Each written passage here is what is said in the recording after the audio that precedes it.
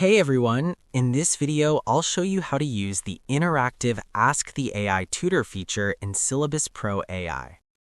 Where to find it? Whether you just generated a new topic or you're reviewing a saved topic in your notes, just scroll down to the bottom of the page and click the Ask the AI Tutor button. Using quick suggestions. The tutor modal will open. You can type any question or use the handy quick suggestion buttons. Let's tap Give me another example. Instantly, the AI generates a brand new step-by-step example perfectly formatted to help you understand the concept better. Asking custom follow-up questions.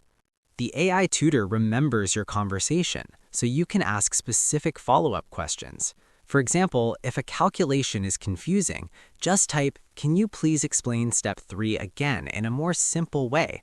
The AI acts just like a real tutor, breaking down that exact step until it makes perfect sense. Saving for revision.